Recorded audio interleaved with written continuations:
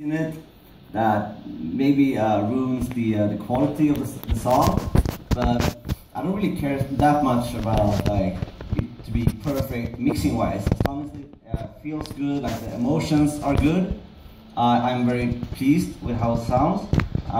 So I mean, this is a song that I did. I started producing this 1 year ago, 1.5 years ago, I think. So there's definitely some stuff in here that's gonna be like, what the fuck? But we can go through part by part. I think in this remix, I think the biggest the part that are the most energetic in this one is the ARP, which really gives number one a nice emotion and also amazing atmospheric vibes in the top frequency, like in the really high note. And it also gives a lot of energy and a lot of good flow to the drop rhythm.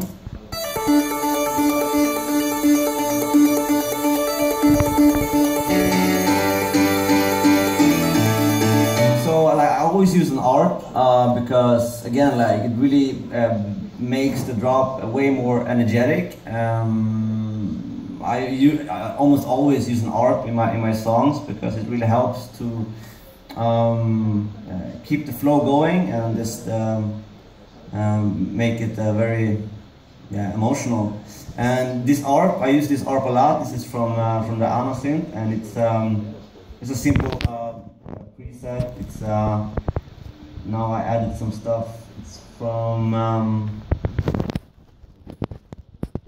if you have on the Anna synth, you have 2 factory package that comes along with it. And this is a part of the second package that comes along with the Anna, and it's here in the plugs, and it's called Asia, and it's very, very beautiful because in the breaks and in the build-up, I mess around with the cutoff, so it's very like, you know, it's very mysterious, and then when it comes to the drop, I just open up the cutoff 100%, so it really helps to bring out a nice energetic vibe to the drop. And then when it comes to the leads, I had another project also because before, when I was working in Logic 9, I couldn't really. I needed like one project for the drops and one project for the breaks and one project for the intros and outros, because otherwise my CPU would just crash if I would have all of those stuff in one project. But now I'm actually in Logic 10, and now I can actually have everything in one project, thanks God. But this is an old song, obviously. I had one project for only the leads, for some one part of the leads, it's like this.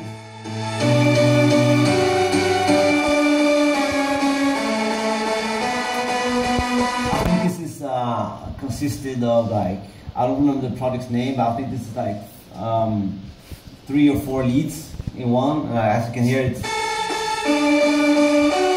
we have one pretty saw-ish lead in the mids, and then you have some more top leads in the just that are like more reverby, basically.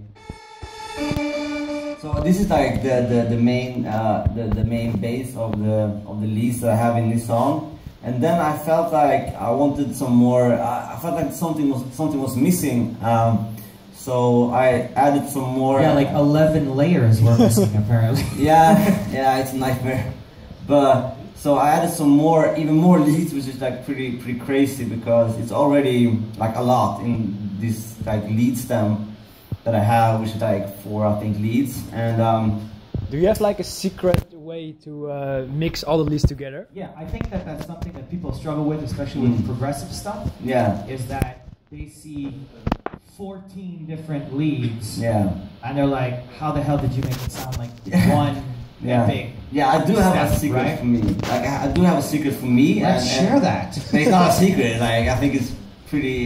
You know, it's a good like maybe information, but like I work a lot on making all the levels right, and making sure that everything is in harmony, basically. So all the like one lead, all the leads, they really complement each other. Maybe one lead is maybe super low in volume, but it really boosts some parts of the, you know, the vibe and the frequency spectrum also. But what I do is that I work in headphones. I don't work in a studio. I work in headphones only, so I hear everything more close up. Obviously, because I have headphones. So actually always turn on the volume while I'm working. Like I work on very low volume because then it's easier to spot like wrongs if you maybe have to kick too high in volume or something. So I usually tend to produce on a very low volume, and when I do the leads layering, I listen very carefully like how it sounds in low volume, and if it sounds too empty, on low volume, it's not gonna maybe sound big enough on high volume. So I tend to actually always work on very low volume. So for example, like, so if I would mute like this ones for example, it's like very like, now it's difficult to hear. Yeah, it's hard to hear, yeah. Yeah, it's a really big difference because it really makes it a bit even more full. Or if I mute, for example,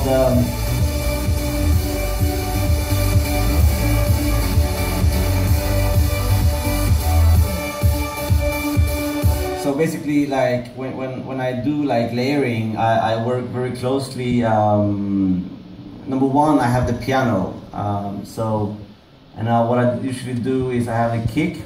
And I have the kick. The kick is I low cut it. Yeah. So basically, I always put it up to around like 72, 75 hertz while I'm doing the lead layering. This way for me, like it feels like more light. Like otherwise, if I have the kick like fully bass all the time, my ears will be tired. But also, I feel like if I low cut the kick and it sounds more lighter. I start off with the kick and the piano.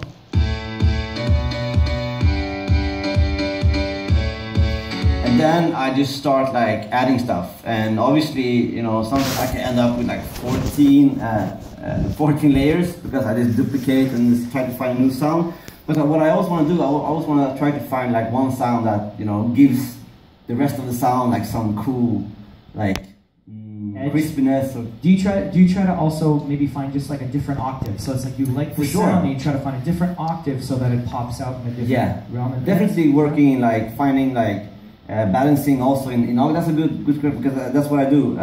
Like sometimes I have maybe 4 leads in the same octave, but obviously depending on like what settings you have on your synth. But I tend to like add maybe 2 octaves higher, 1 lead, maybe 1 octave higher, and then maybe like 4 octave higher sometimes if I want something really high up in the high end. You can just cut it, you just EQ it like just super to literally the actual frequency range you want. Well, I mean when I push up a sound like really high in octave, obviously I want to cut it with the EQ, but I don't do it that much actually because if I have a sound that's really high in octave, I just usually maybe I just put it up like that or something. But I usually just tend to leave it like around like 500, like because sometimes a really high octave when you put up a sound like really high up in key,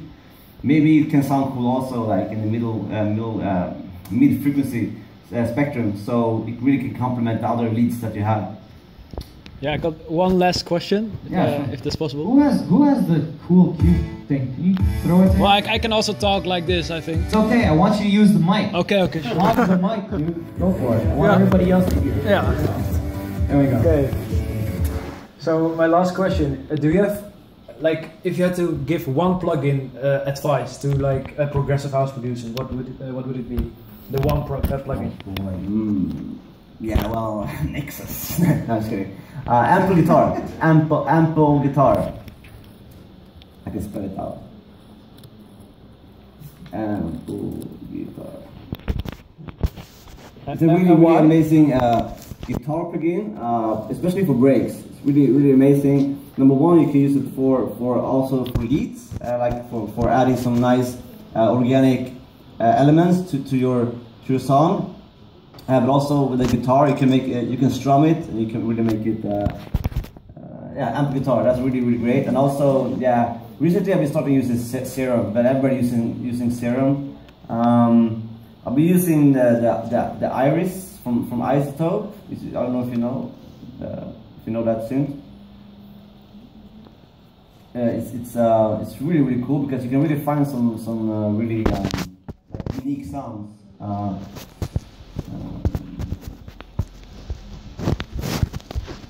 I don't know how many of you guys know this synth. It's really cool. Awkward. I actually have it like bought, so I don't know why it says demos, but yeah, this is a really good synth because we have some really cool sounds in here that can really add some like unique elements to your song. Like a mixing plugin, do you also have one for that? Well, this is mainly for like Logic Pro users. I always use on my leads this scanner vibrato, and it's just, I think it just makes the sound pop, like in a really weird way. I spoke to Robert about this, I really understand what it does, but he thinks it does the same thing as the Dimension Expander does. But basically, like for me, this is I use this on all my synths, especially leads, because this one really makes the leads pop. Thank you. You have a question? Yes. Pass it over. What do you have on your master? I have a compressor, multipressor, limiter, basically. Nothing really. It's just, yeah, compressor from the glue, and the Isotope. I use the multipressor from there. And it's just to squash, like to really compress the lower frequencies to make it like tight, and also obviously the other parts, but mainly to really make the lower parts really tight. And then I use this is one of my favorite limiters ever, the AOM invisible limiter. It just works magic. I used the Fab filter before, but I think now I've been using this since 1 or 2 years back, and it's incredible. So nothing really like super crazy, but it's just really maybe controlling, like make it a bit tighter and just limit it, so just squash the volume so it's higher. Because I use a lot of headroom in my mix, like as you can see in my channels here, everything is very low. So as soon as I take away the limiter, it's going to be like a very low sounding mix. Because I don't know why, since the day one I started making music, I always been like focusing on like leaving some headroom if I want to send something to like a mixing engineer or mastering engineer in the future. I've never done it yet so far because it costs a lot of money, but now so I'll be using this thing like forever, like just keeping everything very low. Somehow I feel like if I have everything at 0 and I see the red little clipping image, I feel like I get like anxiety, so I'd rather have it like too low, and then I just boost it up. I have a question, Manse, that I think people underestimate a lot in the progressive field. Is the perks behind the lead. Yes, the lead and the riff is super important, but the perks and the groove is really what pushes the energy. And I don't think that progressive house producers talk about that enough. So can we go into what you did perk wise? So as I mentioned to you guys in the beginning, like I use always the ARP to like make a really energetic and like the flow going, but sometimes it's very in the background, so you can't really notice it, but it really adds a nice energetic vibe. But what I also always do, I always add some rides, some hats, and some noise that has the same rhythm as the MIDI. So I have a noise, for example. So this has the same rhythm as the piano and the leads. And then obviously this stuff sounds really shit by itself, but together it really creates the rhythmic, all the rhythmic elements, especially like hats and noise, that really gives that like richness, like a rich sound to your mix in the higher frequencies. Obviously, simple ride also has the same rhythm as the rest. Another ride, a hat, and then crash. So I usually all on the same rhythm. All on the same rhythm. Same rhythm. Yeah. See, that's already very different than what most people do. I think now in the future, like I'm doing more panning. So I have like this is also old, but now from now on, like I do actually more like with panning. So I do one ride into the 100% left and one ride 100% right, and you know, experiment a lot with panning, because then you can really create something really even more amazing. And then you don't maybe need to add so much leads that I do. I add way too much stuff, like.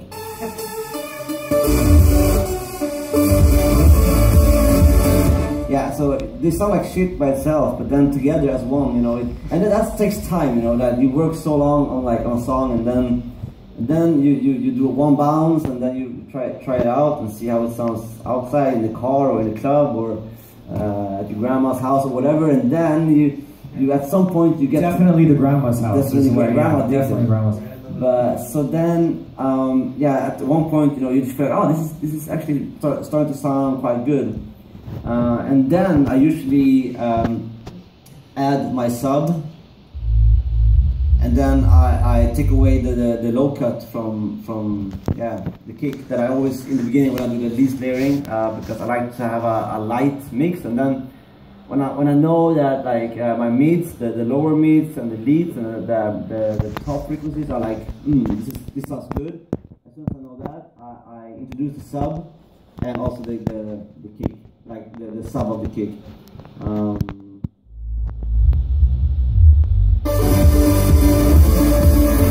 And then I have some other stuff as well that really creates some energy to the songs.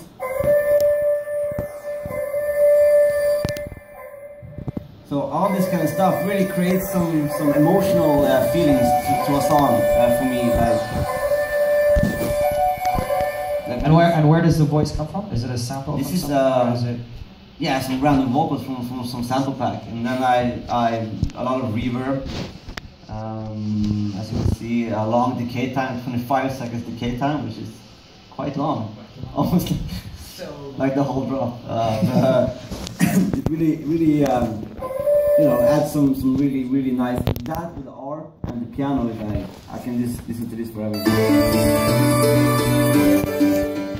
So, and then I also add some synth shots to make like every hit, like every time the first kick hits of the drop.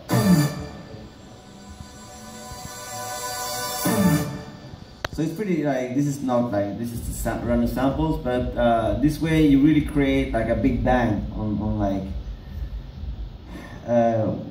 you really keep the energy going for the whole drop. And I like that. And I also do with downlifters. For this song, I just did it with downlifters. I just looped them.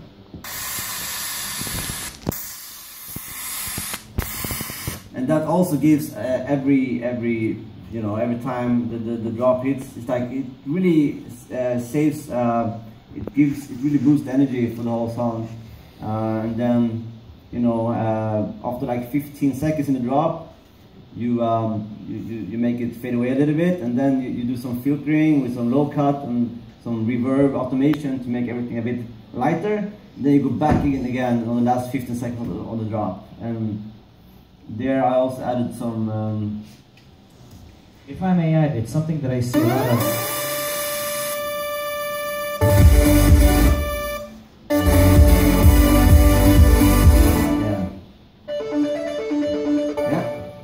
Yeah, I wanted to add, because it's something, it's a mistake I see a lot, is that noise. It's so important, yet when I get a lot of demos and stuff, it's the thing that is like so in my face. Yeah.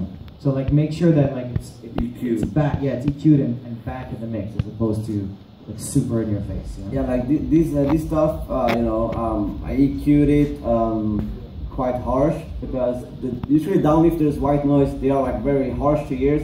So you really need to, you know, cut out all the bad frequencies. And I always on one sound, I try to find like at least 2 or 3 bad